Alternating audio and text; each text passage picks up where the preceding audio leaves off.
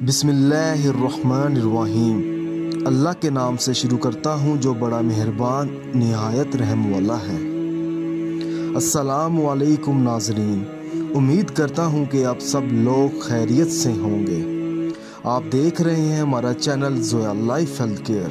अगर आपने अभी तक हमारा चैनल सब्सक्राइब नहीं किया तो ज़ोया लाइफ हेल्थ केयर को सब्सक्राइब करना हरगिज़ मत भूलें। सब्सक्राइब करने के बाद मज़ीद नोटिफिकेशंस हासिल करने के लिए बेल आइकॉन को दबाएं।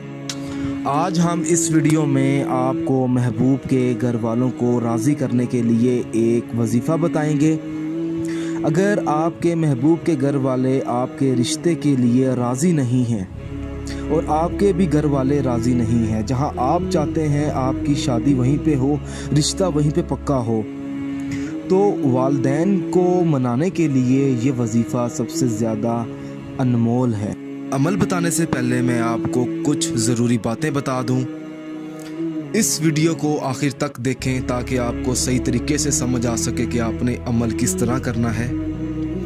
ये वजीफ़ा आपने बावजू हालत में करना है और वजीफ़ा करने से पहले ये जान लें कि ये अमल किस मकसद के लिए है, क्योंकि हर वजीफ़ा, हर अमल आपने अपने जायज़ मकसद के लिए करना है और इस अमल के साथ आपने 5 वक़्त की नमाज भी अदा करनी होगी। आपको इस वजीफ़े को आपने इसी तरीके से पढ़ना है जिस तरीके से मैं अभी आपको बताऊंगा। आपने करना ये है, अगर आप मस्जिद में नमाज अदा करेंगे तो मस्जिद से बाहर आकर फिर आपने ये वजीफ़ा करना है, मस्जिद के गेट पे खड़े होकर। अगर आप घर अपनी नमाज अदा कर रहे हैं तो अपने सहन में खड़े होकर आपने ये वजीफ़ा पढ़ना है, बैठ कर नहीं पढ़ना, खड़े होकर पढ़ना है ये वजीफ़ा। और 3 दिन ये वजीफ़ा पढ़ना है इशा की नमाज के बाद। सबसे पहले आपने बिस्मिल्लाहिर्रहमानिर्रहीम पढ़नी है, उसके बाद आपने 7 बार दुआए जमीला देख कर पढ़नी है, आराम आराम से पढ़नी है खड़े होकर। उसके बाद आपने 1 बार सूरत फातिहा पढ़नी है, उसके बाद आपने 1 बार सूरत इखलास पढ़नी है, उसके बाद आपने 1 बार दुरूद पाक पढ़कर आसमान की तरफ हाथ उठाकर आपने अपने मतलूबा मकसद में कामयाब होने के लिए दुआ मांगनी है।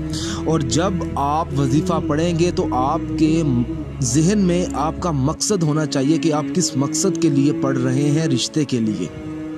इंशाअल्लाह ताला जब आप 3 दिन ये बिला नागा वजीफ़ा करेंगे तो आपको ज़रूर कामयाबी मिलेगी। अगर आप इस अमल के बारे में मुझसे कुछ भी पूछना चाहते हैं या कोई ऐसी चीज़ है जो आपको समझ ना आई हो तो आप मुझे इस वीडियो के नीचे कमेंट कर सकते हैं ताकि मैं आपको समझा सकूं।